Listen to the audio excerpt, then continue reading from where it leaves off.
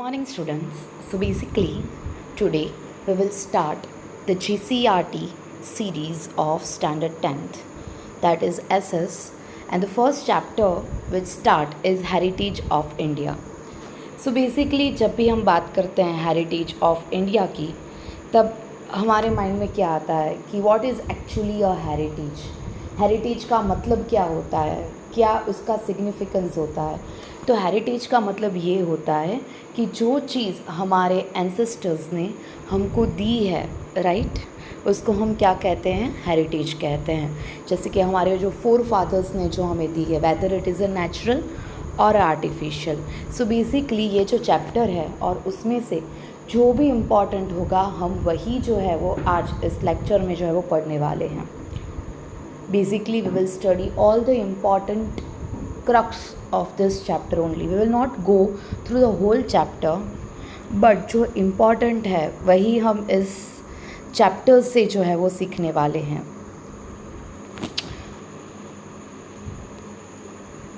So basically जो आप slide में देख पा रहे हो, हेरिटेज का मतलब क्या होता है। जैसे कि मैंने आपको पहले भी बोला कि जो हमारे जो फोर फादर्स होते हैं, फोर फादर्स का मतलब होता है हमारे जो पूर्वज होते हैं, उन्होंने हमें जो अमूल्य, जो हमें जो तोहफ़ा दिया है, that is a very valuable gift जो हमें दी है, उसको क्या बोला जाता है, हेरिटेज बोला जाता है।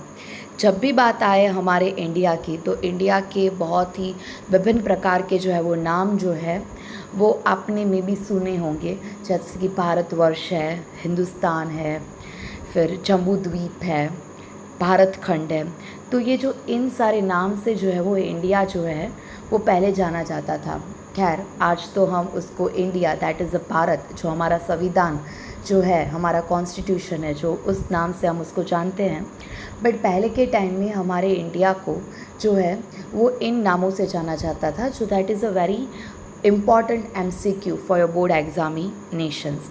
यहाँ पे आप स्लाइड में जितने भी आप पॉइंट्स जो देखने वाले हैं, जितने भी आप टॉपिक्स देखने वाले हैं, वो मैंने बनाए ही इन्हीं प्रकार के हैं कि आपको बोर्ड की एग्ज़ाम के लिए जो है वो आपको हेल्प कर सके। That is a very important part. अगर आप लास्ट ईयर्स जो बोर्ड के जो पेपर्स हैं, अगर आप उसको एनालाइज करोगे, तब आपको पता चलेगा कि इम्पॉर्टेंट मटेरियल जो है वो क्या होता है। जैसे कि आर्यंस का इसमें क्वेश्चन है, ड्राविडियंस जो हम आगे की स्लाइड में पढ़ने वाले हैं। बट क्वेश्चन आंसर्स के साथ हम MCQs को भी जो है वो कवर करने वाले हैं इस चैप्टर में। सो टाइम को वेस्ट ना करते हुए हम सेकेंड पॉइंट में जाते हैं। आपको पता है what is a location of India, क्योंकि हम रहते क्या कहाँ हैं, हमारे प्यारे से भारत में रहते हैं। तो प्यारे से भारत में अगर आप अच्छी तरह से उसके जो नक्शे को, मैप को जब स्टडी करोगे, तब आपको क्या देखने को मिलेगा कि जो साउथ है, तो वहाँ पे the one and only ocean जिनका नाम हमारे कंट्री से जो है वो रखा गया है, that is the Indian Ocean. आप जब ईस्ट की तरफ देखोगे तो आपको Bay of Bengal, that is Bengal की खाड़ी देखने को मिलेगी। और जब आप पश्चिम, दैट इज़ अ वेस्ट, आप वहाँ पे देखोगे तो आपको वहाँ पे अरेबियन सी जो है वो देखने को मिलता है। जस्ट बिकॉज ये जो तीन oceans, I will say that एक ओशियन और दो सीज़ हैं, उनकी वजह से जो है वो इंडिया का शेप जो है वो थोड़ा ट्रायंगुलर, इन्वर्टेड ट्रायंगुलर जैसा है, जिसको हम पेनिसुलर जो है वो कहते हैं। इसीलिए इंडिया कंट्री है, अगर आप साउथ इंडिया का पार्ट देखोगे तो आपको इन्वर्टेड ट्रायंगल जैसा देखने को मिलेगा, इसीलिए उसको पेनिसुलर इंडिया कहा जाता है। थर्ड पॉइंट अगर हम उनके बारे में बात करें तो एरिया में हमारा जो देश है वो 7th नंबर पे आता है, और पॉपुलेशन वाइज मुझे कहने की ज़रूरत ही नहीं है, it is the second largest country in the world. अगर हम बात करें हमारे हेरिटेज में, तो वहाँ पे ये जो 3 वर्ड है वो बहुत ही जो है वो मायने रखते हैं। फर्स्ट इज़ सत, दूसरा होता है चीत, और तीसरा होता है आनंद। सो सत, चीत and Anand is a thing जो हमारे ऑलरेडी क्या बोलते हैं, it is a inbuilt part, वो एम्बेडेड पार्ट है हमारे इंडिया के कल्चर का, हमारे भारत की संस्कृति का। संस्कृति से याद आया कि संस्कृति को क्या कहा जाता है। संस्कृति को इंग्लिश में कल्चर कहा जाता है। आपने आए दिन कभी ना कभी, कहीं ना कहीं पे आपने ये कल्चर वर्ड जो है वो सुना ही होगा। तो कल्चर का डेफिनेशन क्या होता है? तो कल्चर का मतलब होता है जो हमारी जो आदतें होती है, जो हमारी हैबिट्स होती है, जो हमारे रीति रिवाज होते हैं, जो हमारी जीवन शैली होती है, दैट मीन्स जो हमारे हैबिट, वैल्यूज़, कस्टम, ट्रेडिशन और जो लाइफस्टाइल है, उन्हीं को जो है वो क्या कहा जाता है? कल्चर कहा जाता है। So culture is this, it is known as कि जो हमारे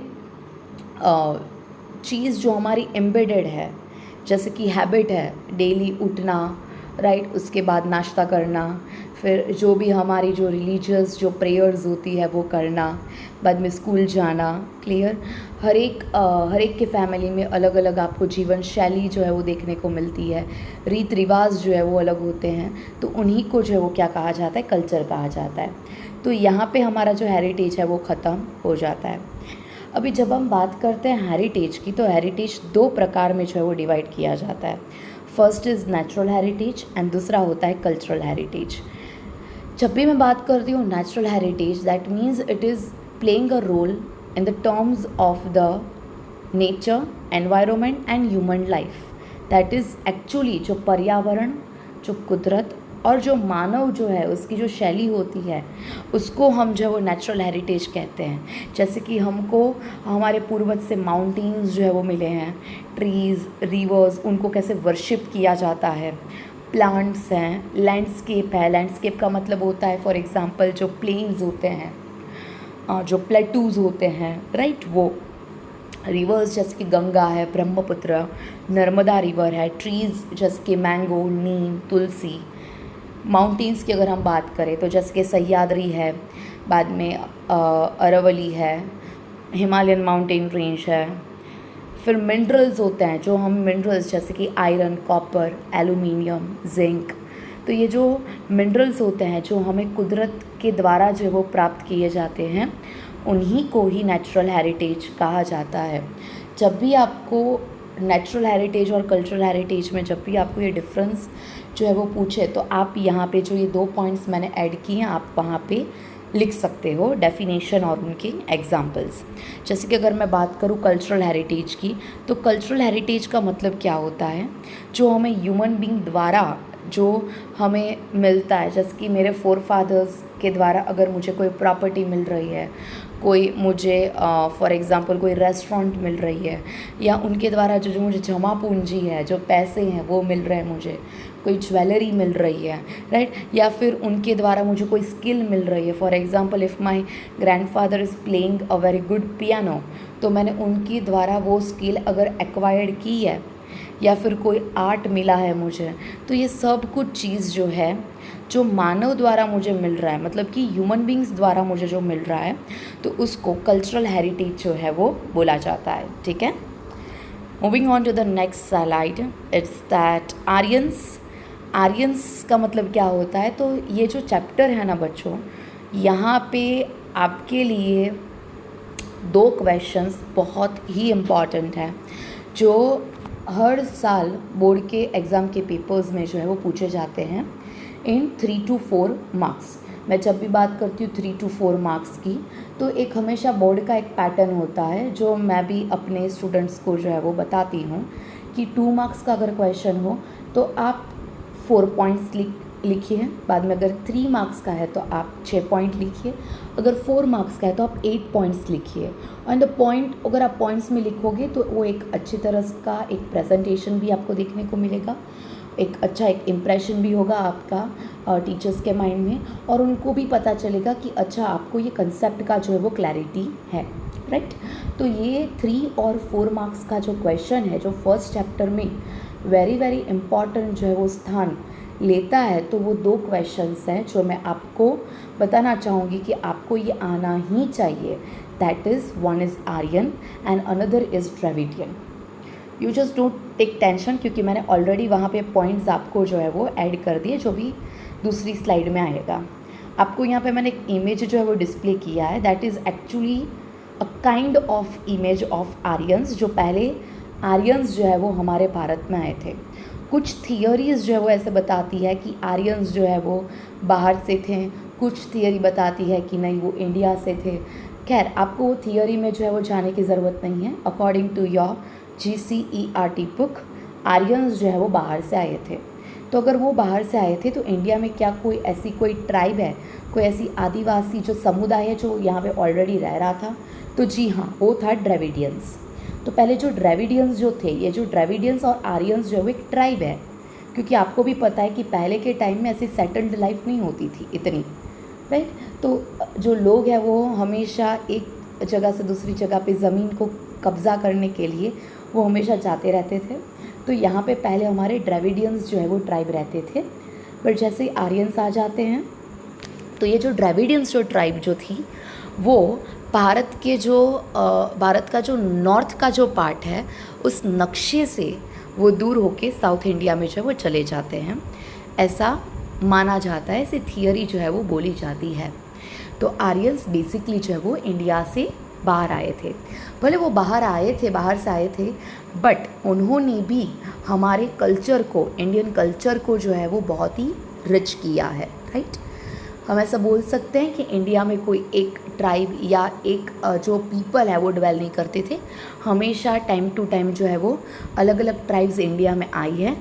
कुछ ने अपने नए कस्टम्स दिए हैं, तो कुछ ने हमारे ये जो कस्टम्स जो ऑलरेडी प्रिवेल कर रहे थे हमारे इंडियन सोसाइटी में, उनको एक्सेप्ट भी किया है, और जिसकी वजह से हमारी जो इंडिया की जो सोसाइटी है वो एक हेट्रोजीनियस कल्चर सोसाइटी, वो कोई एक कल्चर सोसाइटी नहीं है।